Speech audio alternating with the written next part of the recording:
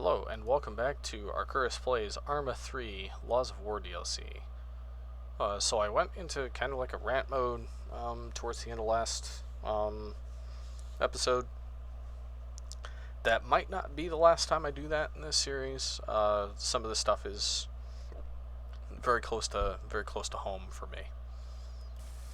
Oh, by the way, while you were busy chatting to, well, whoever that isn't your wife. I told you, Andy, she's a journalist. Get to the point. Yeah. Well, anyway, I assembled the demining drones. Both of them? Well, yeah. They're by the van. Alright. So these aren't the kind of drones that I was used to demining. Or for mining operations. Got the terminal. Cool. So just connect it to a drone and, yeah, take control.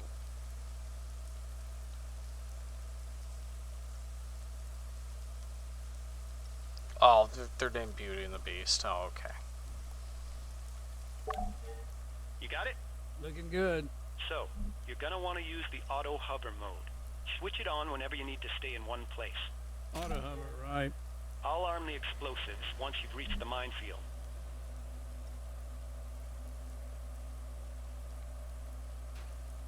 Oh no.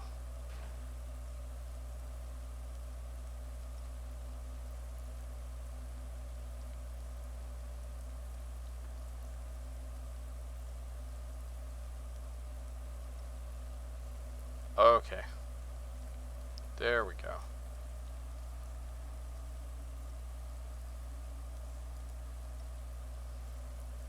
Okay, so what can I do to control the view here?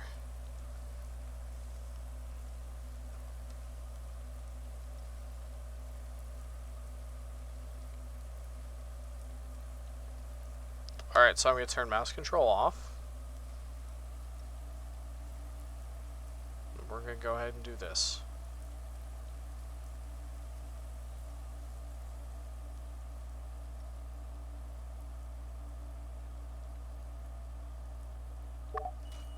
Heads up. Enabling charges. Having fun there? Making things go boom, you know it. Okay, now. The bombs. You only got 4. Release one and it'll drop straight down. Simple physics. If you run out, fly over to the van. There's plenty spare. Thanks. These demining charges pack quite a punch. What's in them? 500 grams of Krovex water gel, baby.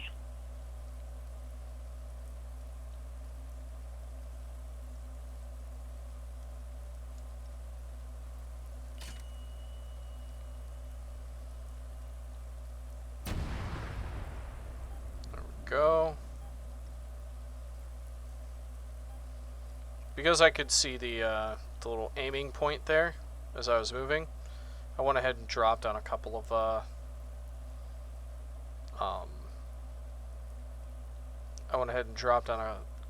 them that I could hit while moving in.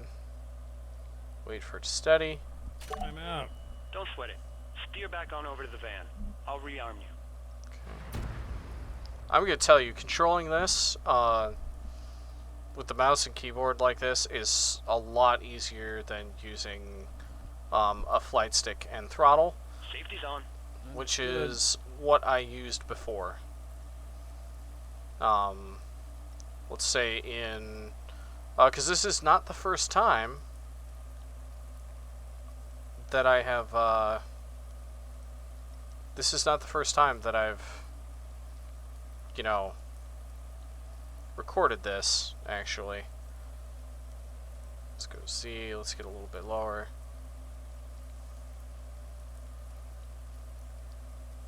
Turn in a little bit. There you are. Set it down where you started. Over by those white containers.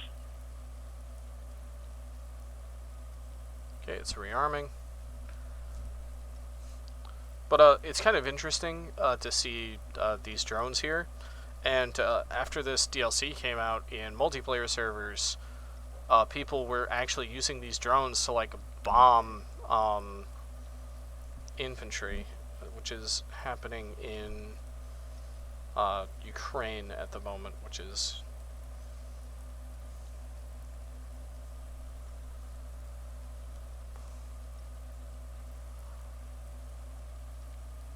which is both ingenious and terrifying.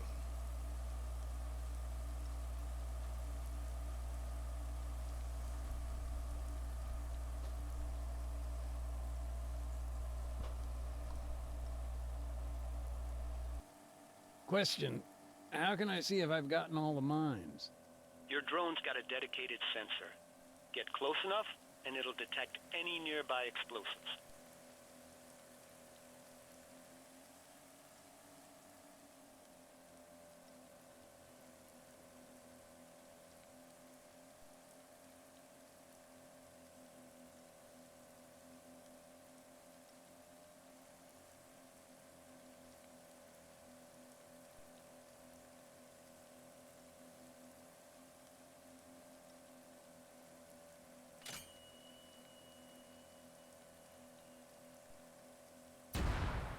How's it going?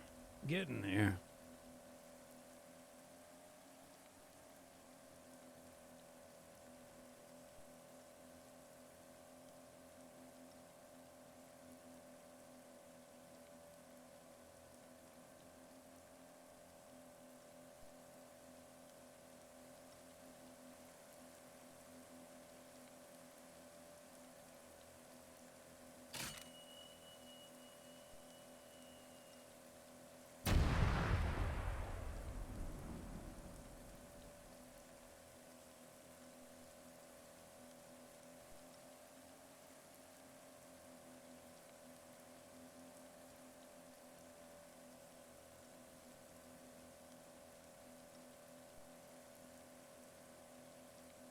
Gonna need another resupply.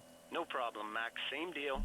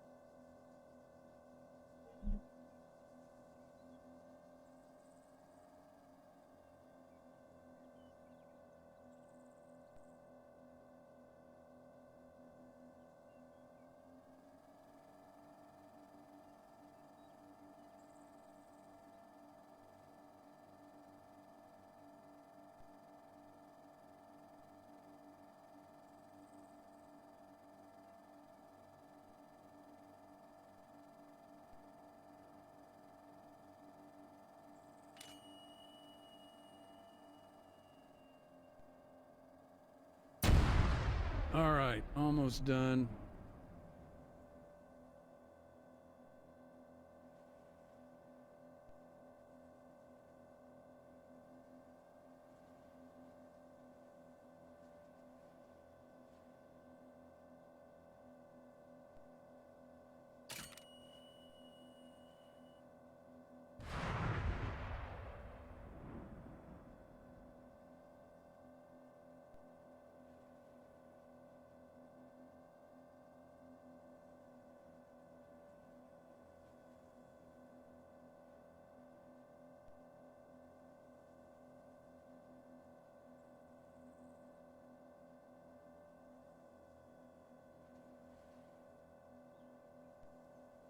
Seriously? Nathaniel Francis McDade, how big is this minefield? Only my mom calls me Francis, Andy. Yeah, sure thing, Franny Mac. Anyway, you know the drill. Send it back for resupply.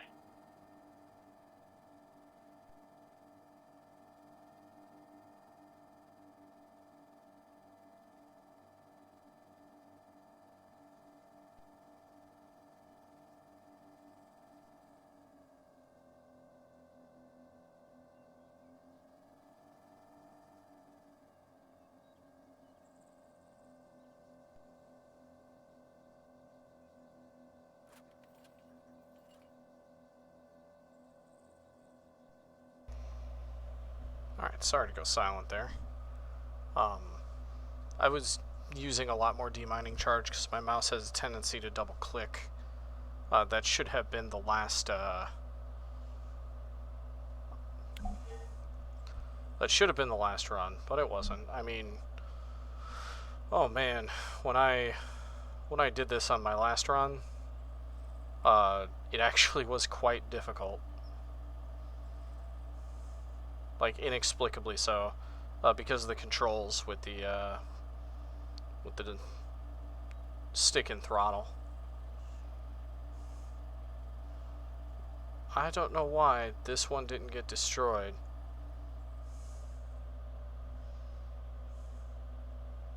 We're gonna get...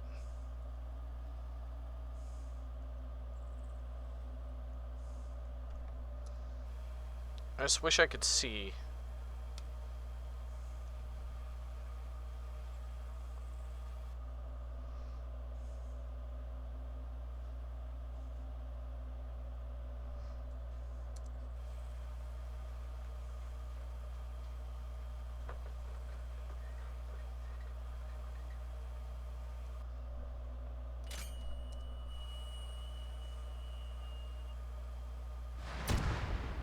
Okay, got it. That was kind of a weird, weird non-explosion.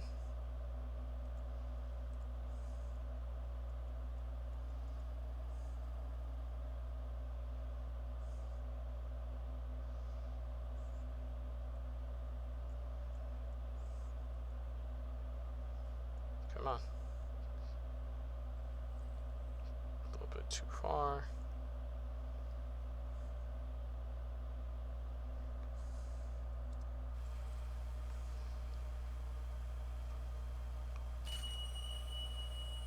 Yep, drop 2 there. Alright. Alright, that's it. What the fuck was that? Relax, relax. It sounds like it came from the other side of town. You want me to take a look? No, stay put, I'll go. Alright, let's go check that out. So the demining drones that I'm actually used to using are the kind that have like the tracks and the arm. Kind of like it's exactly the kind of thing when like you imagine like, you know, SWAT movies or stuff like that. That's what we had and used a couple of times to investigate things that we thought might be IEDs. The thing is though that unlike in video games, so to speak,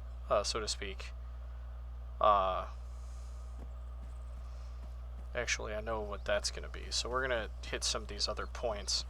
But in video games, like the mining drone, you know, you can use it over and over again because like you like poke the mine or whatever and it explodes and the drone's fine.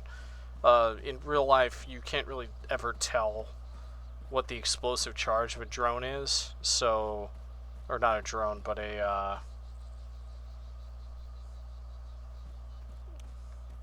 of like an explosive is, so oftentimes you completely lose the mining drone. But those are, you know, one of the expedient ways to clear mines that don't involve like unnecessarily putting human life at risk. Apparently there's like a new thing here. Those guys at the outpost, the ones murdered by the guerrillas, they never even got a shot off. How come? Not sure. I mean, it all happened at night. Big thunderstorm, heavy rain, but there are rumors. Some even claim the attackers were wearing army uniforms. I see. That would constitute a war crime, no? An act of perfidy? Yeah, but after the executions, in for a dime, in for a dollar. Okay, so that sheds some light on like the executions they were talking about before. And I was actually talking about like, you know, wearing proper uniforms. Not only is it a war crime to not wear uniforms, it is also a war crime to wear the enemy's uniforms. and that is actually like structured in the way the base game of Arma works. In Arma, when you loot a body, you can take their vest, their helmet, but you can't actually take what counts as the uniform item, which if I open my inventory here, it's this item right here. You can't actually loot an enemy's uniform and wear it. And a lot of people, I guess, complained about that. And so, like, one of the first mods out was something that put that back in, because it was in one of the alpha builds for a while.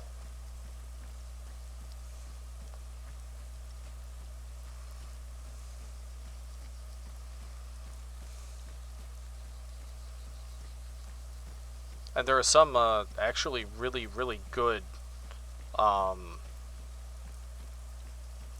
there are some really good like single and multiplayer scenarios for Arma in which you play guerrillas that add that kind of I got a UXO here, dug right that into add the that kind of Oh, wall. thing back into the game. Shit. You'll need the toolkit for that job. I'll get on the horn to dispatch, see what's taking them so long. I'll come back later. You know, Alexis' house, his workshop, it was like something from another time. I'm not quite sure I follow.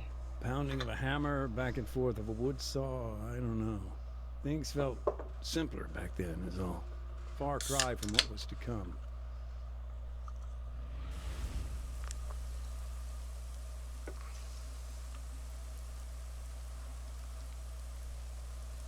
Once again, following the arrows.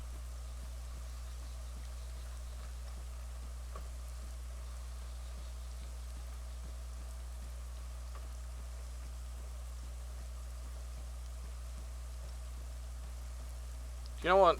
I don't know why, but like listening to the rain, like it always gives like a more somber ambiance.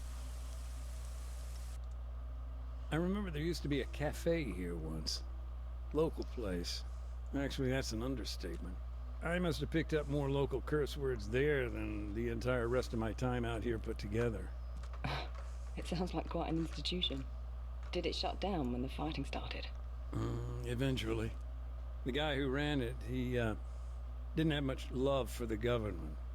I remember he used to charge the local soldiers double, called it a tourist tax. And one night he was bundled off in the back of a truck. Never saw that guy again.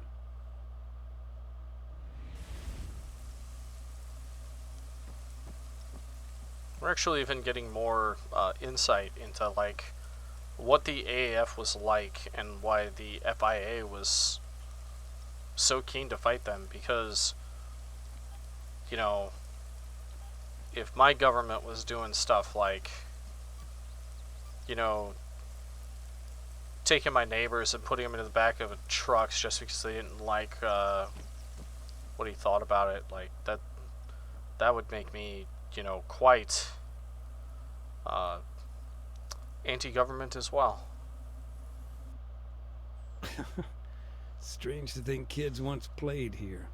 I assume the town was evacuated at some point. Oh yeah, early on. Many folk left as soon as the ceasefire started to fall apart. Others fled when all those leaflets came. Just a handful of people were here for the end.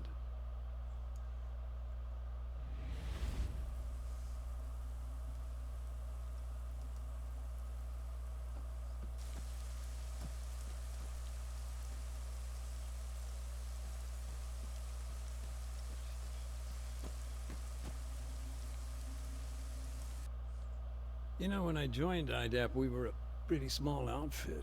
And how many countries is IDAP active in today? Now, we're pretty widespread, 50 in the global south alone. CCB, DRR, you name it, we provide aid and development for more than 60 million each year. If you don't mind me saying, Nathan, you sound... I don't know exactly. Look, it's great we can help so many now, just back in the day, it wasn't so much politics, you know? What is that? Baseball glove, okay.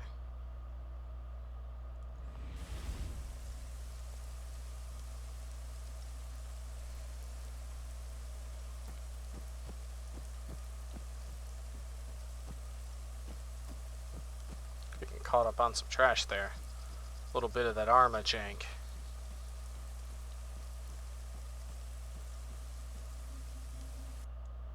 Those earthquakes you mentioned, weren't there some fairly bad ones not so long ago? Nothing too major. The worst came during NATO's invasion, actually. Solid 4s and 5s on the Richter scale. The soil out here is pretty loose, though. Folks were worried about gas lines getting damaged. Turns out, they were right to be. We of course now know that those earthquakes were being caused by CSAT's machine. The device.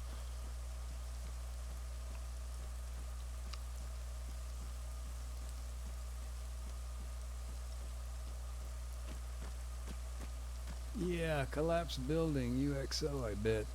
Skittish things at the best of times. Disturbed by your demining activity? Could be. That's what makes them so damn dangerous. You never know if they're gonna stay unexploded. Yep, 100%. There was a UXO on like an overhang here. And I guess the rain finally disturbed enough that it just went off. That's why UXOs are really dangerous. In an earlier episode I told the story about how I found an unexploded mortar.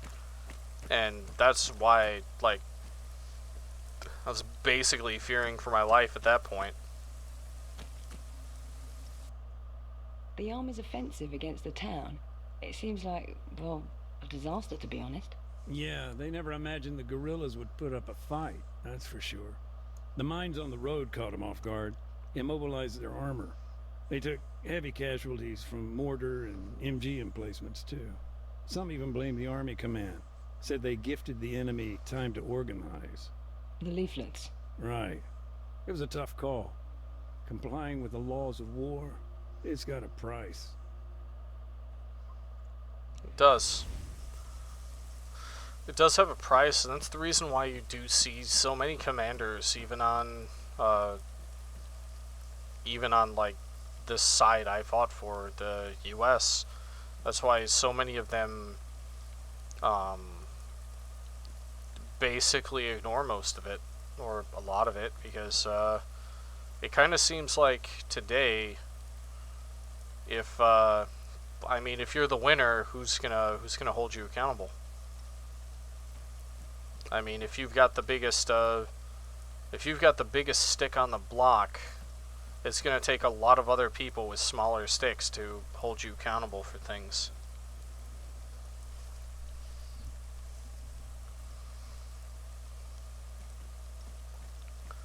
Because a lot of commanders are going to prioritize the lives of their men so that they don't have to justify, to some grieving widow, mother, brother, family that, why one of their guys didn't come home. It's a tough call to make. I was not an officer and generally not in charge of things, so calls like that were generally, not my call to make. So I would say that, that kind of thing's above my pay grade. Although,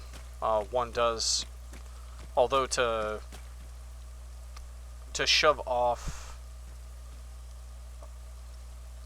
responsibility like that, because in the end, it is the young soldier's, the young soldier has a say too.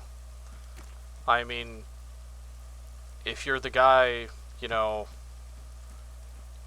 ordered to like drop a bomb on a museum, I mean, you still have the,